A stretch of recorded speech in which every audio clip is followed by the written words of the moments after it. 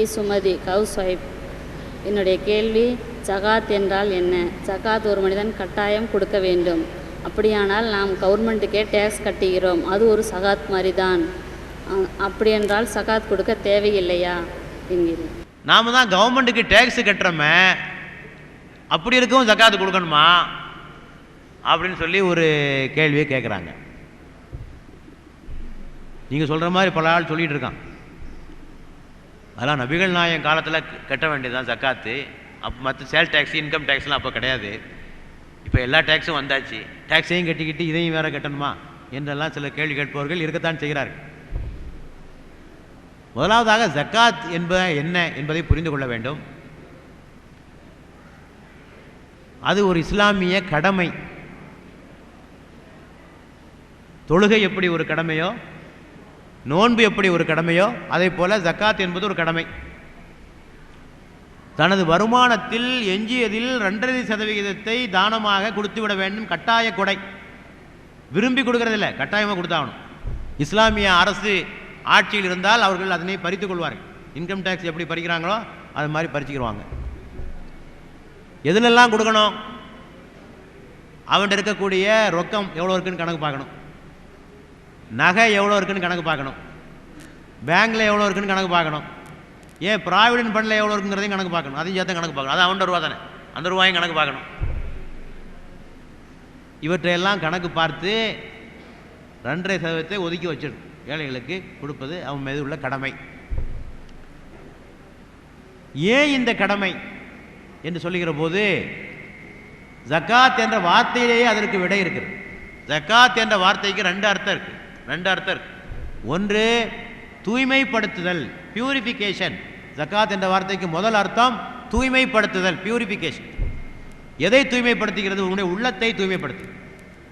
அடுத்தவனுக்கு உதணுங்கிற மனப்பான்மை அதன் மூலமாக உன்னுடைய கஞ்சத்தனத்தை குறைத்து கொண்டு, சுயநலத்தை குறைத்து கொண்டு, மனித நேயத்தையும் சகோதரத்துவத்தையும் நீ வளர்த்து கொள்ள வேண்டும் என்ற முறையிலே உன்னுடைய உள்ளம் தூய்மைப்படுத்தப்படுகிறது.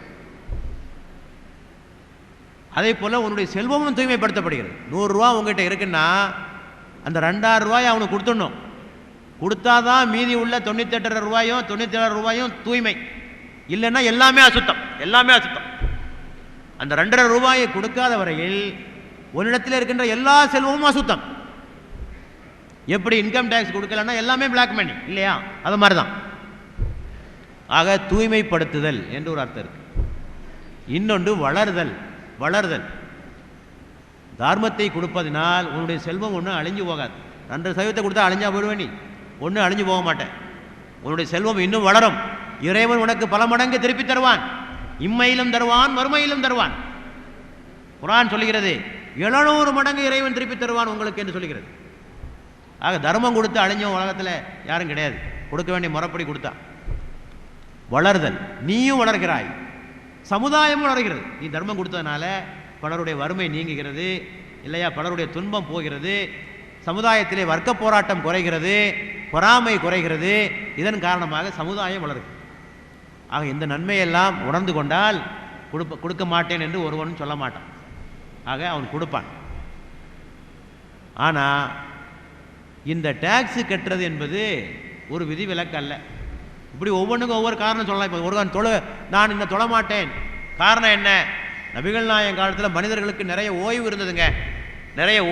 அந்த காலத்தில் 5 நேரம் தொழலாம். இப்போ நம்ம பிஸியான ஒரு உலகத்தில் வாழ்ந்துகிட்டு இருக்கோம், இப்போ என்னால் தொழ முடியாது என்று சொல்லுவான் இல்லையா? இதே மாதிரி காரணத்தை அதற்கும் பொருத்தி பார்த்தால் அப்படின்னு சொல்லலாம் தானே. மகர் கொடுக்க மாட்டேன். மகர் என்றால் உங்களுக்கு தெரியும், திருமணத்தின் போது ஆண்கள் பெண்களுக்கு கொடுக்க வேண்டிய தொகை மகர். இஸ்லாத்தின் சட்டப்படி ஆண்கள் பெண்களுக்கு கொடுக்க வேண்டும். இப்போ இவன் சொல்லுவான், அதெல்லாம் மகரெல்லாம் கொடுக்க முடியாதுங்க, நான் நிறைய கஷ்டப்பட்டு படிச்சிருக்கேன், சீட்டு வாங்குறதுக்கே எனக்கு 3 லட்சம் ஆகிப்போச்சு, படித்து முடிக்கிறதுக்கு 3 லட்சம் ஆகிப்போச்சு, இவ்வளோ செலவழிச்சிட்டு மகர் வேற கொடுக்கணுமாண்ணா? இப்படி ஒவ்வொன்றையும் சொல்லிக்கொண்டே போகலாம். இவையெல்லாம் விதிவிலக்குகள் அல்ல.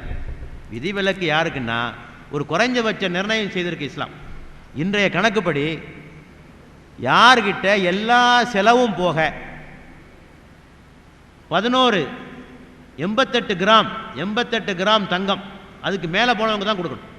இப்போ இன்றைய கணக்குப்படி பார்த்தீங்கன்னா எவ்வளோ வருது? ஒரு 70,000 ரூபா வரலாம். 60,000 70,000 எல்லா செலவும் போக யார்கிட்ட 70,000 ரூபா தங்குதோ அவங்க மேலே தான் கடமை. எல்லா ஏழைகள் மீது கடமை இல்லை. ஆக அந்த அளவுக்கு யார் பணம் இருக்கோ அவன் மட்டும்தான் கொடுக்கணும்.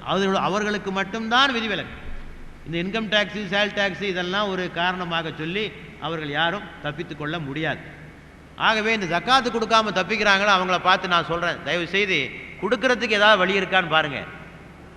நம்முடைய மார்க் அறிஞர் சொல்லி சட்டம் கேட்பாருங்க, ஹசரத் இது கொடுக்கணுமா அது கொடுக்கணுமா, எதுக்கு தெரியுமா? கொடுக்கறதுக்கு இல்லை, கொடுக்காம இருக்கிறதுக்கு. கொடுக்காம இருக்கிறதுக்கு ஏதாவது வழி இருக்கான்னு சட்டம் கேட்பான் மார்க் அறிஞர் இடத்துல போய். ஏப்பா இறைவன் உனக்கு இவ்வளோ செல்வம் கொடுத்துருக்கானே, ஒரு 2.5% கொடுக்க முடியாதா? என்னிடத்துல ஒரு கம்யூனிஸ்ட் தோழர் சண்டை போட்டார், உங்கள் மார்க்கத்தில் அந்த ஜக்காத்து நல்ல சிஸ்டம் தாங்க, அது என்ன 2.5% வச்சுருக்கீங்க, ரொம்ப கம்மியாக இருக்குது, ரொம்ப சொற்பமாக இருக்குது, கொஞ்சம் கூட வைங்க. 2% இன்னும் ரொம்ப குறைவான தொகை, கொஞ்சம் கூடவே கொடுக்க சொல்லாமல் இல்லை என்று ஒரு பொது உடைமை தோழர் என்னோட சண்டைக்கு வந்தார். ஆக 2% வச்சுருக்கான், இது கொடுக்க முடியாதா என்ன ஒன்றால்? சமுதாயத்தினால் நீ வளர்ந்தாய், அந்த சமுதாயத்திற்கு திருப்பி தர வேண்டாமா? இந்த சமுதாயம் தானே உன்னை வளர்த்தது, இந்த சமுதாயத்தை வைத்தால் நீ சம்பாதித்தாய், அந்த சமுதாயத்துக்கு திருப்பி கொடுக்க வேண்டிய உன்னுடைய கடமை அல்லவா? அதை யோசித்து பார்க்கணும். மூன்றாவதாக, கடவுள் உனக்கு இவ்வளோ கொடுத்துருக்கிறாரப்பா, திருமறை அப்படித்தான் சொல்லுகிறது, இறைவன் தந்தவற்றிலே இருந்து நீங்கள் வழங்குங்கள். நீ சம்பாதிச்சதில்லை, இறைவன் வழங்கி விட்டுல. நீ சொல்லலாம், நான் தானங்க சம்பாதிச்சேன், அதான் இறைவன் எங்கே கொடுத்தான், கூரையை பிச்சுக்கிட்டா கொடுத்தான் கடவுள், நான் தானே சம்பாதிச்சது. உழைச்சவன்லாம் சம்பாதிச்சிட்டானா? கஷ்டப்பட்டவன்லாம் சம்பாதிச்சிட்டானா? ஆக இறைவன் நாடியவர்களுக்கு கொடுக்கிறான். ஆக இறைவன் புறத்திலிருந்து உனக்கு வந்த செல்வம் எது, அந்த இறைவன் கட்டளை எடுக்கிறான், குடு என்று சொல்கிறான். ஆக இதிலே கஞ்சத்தனம் கணக்கெல்லாம் பார்த்து கொண்டிருக்காமல் அந்த ஏழை எளிய மக்களுடைய முகத்தை உங்கள் கண் முன்னாலே கொண்டு நிறுத்தி அவர்கள் படுகின்ற கஷ்டங்களையும் துன்பங்களையும் நீங்கள் பார்த்து இதில் தப்பிப்பதற்கு வழியை தேடாமல் கொடுப்பதற்கு என்ன வழி இருக்கிறது என்பதனை நீங்கள் கொடுக்க வேண்டும். அதுதான் சரியான முறையாக இருக்கும் என்று உங்கள் கேள்விக்கு பதில் சொல்வதன் மூலமாக எல்லோருக்கும் நான் சொல்லிக்கொள்ள